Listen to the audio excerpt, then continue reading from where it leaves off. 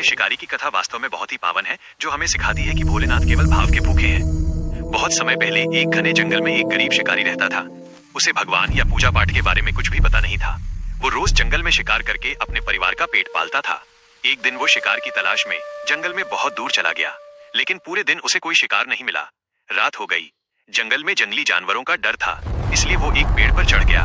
वो पेड़ था बायल ट्री। उसे पता नहीं था कि उस पेड़ के नीचे एक शिवलिंग था। रात भर जागते रहने के लिए वो पेड़ की पत्तियां तोड़ तोड़ कर नीचे गिराता रहा। वो जो पत्तियां गिरा रहा था वे थी बायल लीव्स, जो भगवान शिव को बहुत प्रिय मानी जाती हैं। संयोग से उस रात थी पवित्र महाशिवरात्रि। रात भर शिकारी जागता रहा। अनजाने में उसने उपवास भी कर लिया, और जो पत्तियां वो नीचे गिरा रहा था वे सीधे शिवलिंग पर गिर रही थी। यानी बिना जाने ही उसने पूरी रात भगवान शिव की पूजा कर दी। सुबह जब वो पेड़ से नीचे उतरा, तभी अचानक उसके सामने प्रकट हुए लॉर्ड शिवा। शिव जी मुस्कुराए और बोले, तुमने पूरी रात मेरी पूजा की है, इसलिए मैं तुमसे प्रसन्न हूँ। शिकारी हैरान रह गया। उसने कहा, प्रभु, मैंने तो आपकी पूजा नहीं की। तब शिव जी बोले, भक्ति सिर्फ नियमों से नहीं होती, सच्ची भावना और कर्म से होती है। कहते हैं उस शिकारी को उसी समय मोक्ष प्राप्त हो गया। इस कथा का रहस्य, इस कहानी का संदेश ये है कि लॉर्ड शिवा को दिखावा नहीं बल्कि सच्चा भाव पसंद है।